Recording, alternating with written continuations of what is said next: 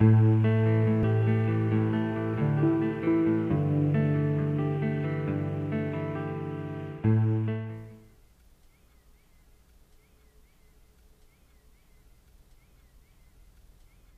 my name is Corinne NGUESSAN and I come from Ivory Coast in West Africa.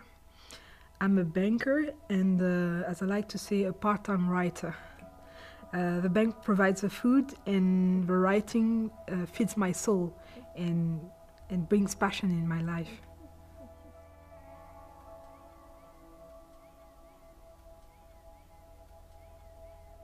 Okay, the best thing is that since we are not merely writers, it's very easy to find recognition for your work. But the worst, on the other hand, is that most people don't read, so you have a very tiny audience.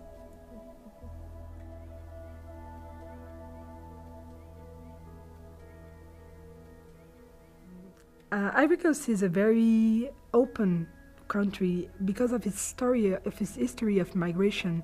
People come from every part of Africa and from the rest of the world. So it gives a land which is a kind of melting pot where there are a lot of cultural exchanges on the food, on the habits, the religion, the music, the arts, everything. So this really enriches my work as a writer and gives me more strength to my voice to talk about Africa. And I really draw my energy from that, this difference, these cultural exchanges.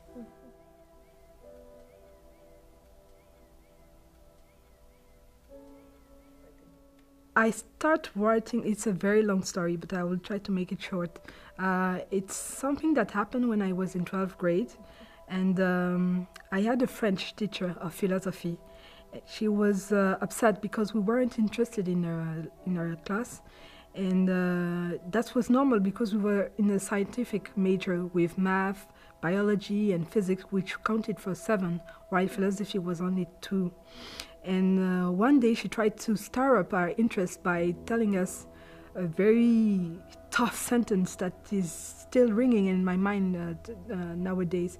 She said, I think that Africans don't have the ability to abstract thinking. Just like that. So everybody was very shocked in the classroom.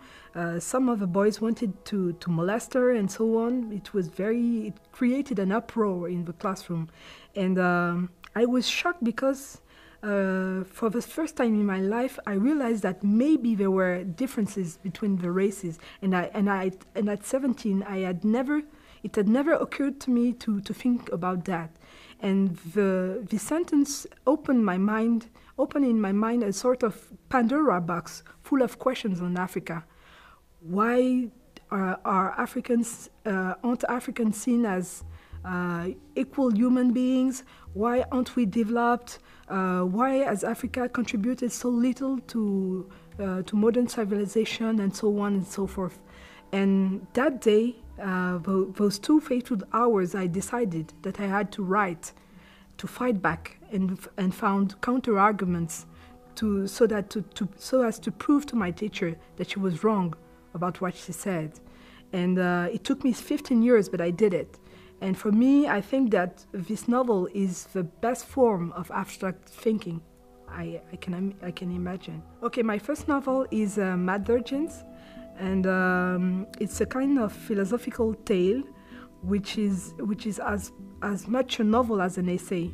The novel is used to pace the universe of secrets of an initiation of Africa, and the essay tries to deal with all the questions which are linked with underdevelopment. So, in a way, it's the story of a man, but this man embodies Africa. And my new novel is on a subject which is quite neglected. There have been numerous books on this theme, the schizophrenia, but the one that I'm writing right now is kind of different because it gives the testimony of a true person living with a schizophrenia disease, or at least what people think is schizophrenia.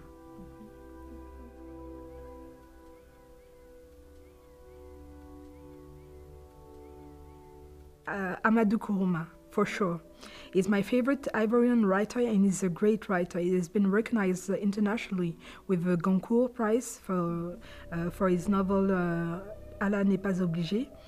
But the one that I like most is En attendant le vote des bêtes sauvages. If it was translated into English, it would give something like while waiting for wild beasts to vote. This novel talks about a president dictator called Koyaka, and he is the president of a fantasy land somewhere in Africa. This guy is listening to storytellers who are describing his life during 6 evenings, and they are flattering him, but he doesn't realize that they are deceiving him. And each evenings is dedicated to one existing African president of the 20th century. So it is really wonderful, the irony that is used in this book to talk about all those dictators, Mobutu, Gaddafi, Iyadema, and so on. And what I like about this book is that Kourouma dares talking about that freely and with a very truculent languages. So it's a wonderful work.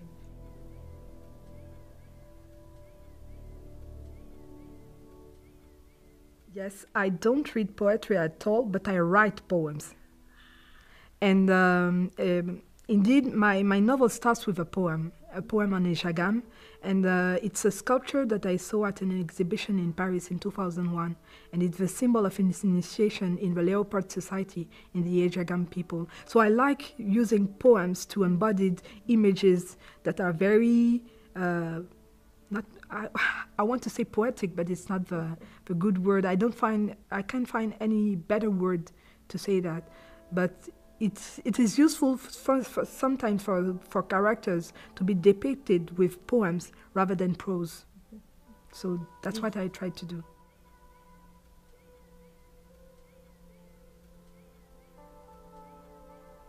Definitely, it is very important, and however, in Africa, culture is not a very important stake. There are two ways to do it. The first one should be to support writers, and the second would be to bring people to read more. For writers, I think that we should have in Africa, in Ivory Coast more specifically, writing residencies, because we don't have any.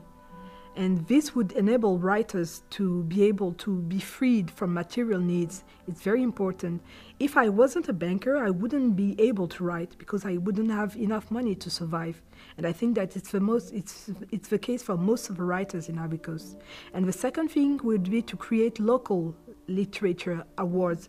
We don't have any, and it's a shame because to be recognized, you have to be recognized first in your own country before getting an international recognition, but there are no local awards. And to help people read more, we should have several public libraries. I'm going to give you a fact. In Ivory Coast, we only have one public library, and it's in Abidjan, and this library is dying because of a lack of financing. All the books have been flooded several times, so it's a disaster. So we should have public libraries to help people read more and have access to literature. And the last thing should be to give books to children, so that they will be linked to the rest of the world. How do you feel it should be done in terms of languages, local languages versus French? This is a very serious topic, and it's really something that is going to endanger our native tongues, because nowadays everybody learns French at school, but nobody learns our native tongues at school. So basically, in less than 30 years, most young Ivorians won't be able to speak any native tongue at all. And there should be programs designed for that, but there is no political will to do so, unfortunately.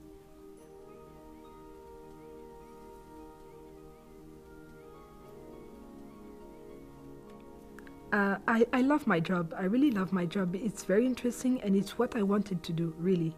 I wanted to work in finance, and I'm doing it. So it's a kind of dream comes true. But writing brings me a kind of balance. It brings me a new brief to describe the life in Africa in the way that I want to people elsewhere in the world to see it, with all the cliches out. That's what I want to do in my writing, because I realize that the power of a book is more important than the power of money. Really. In the long term, I mean. So I need to work in finance, but I need to write too, because I want to give this testimony. And I don't think that my testimony is unique, but it's something that can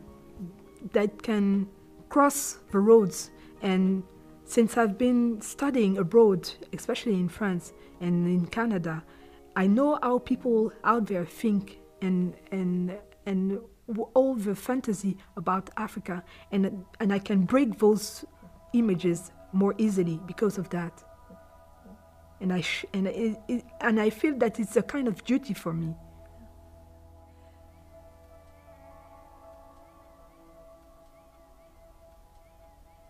I come from a big city, which is where there is a very high level of insecurity. So when I arrived in Iowa City, the first thing that struck me is that I could walk after 10 p.m. After 10 p.m. in the street without fearing anything. And everything seems so well organized and planned. It has nothing to do with Africa, where nobody respects the rules. And I really realized that this country has been well thought by its founders. And there is an energy, there is a freedom of speech and an open-mindedness that I don't find in my country. And I think that America is very... And something else that I want to add is that I went to San Francisco for a mid-residency trip, and I realized how different this part of America is from the Midwest, West Coast, Midwest, and so on. So all this it's simply amazing. And I know now why people talk about an American dream. It is, in a way, for me, it's dreamland.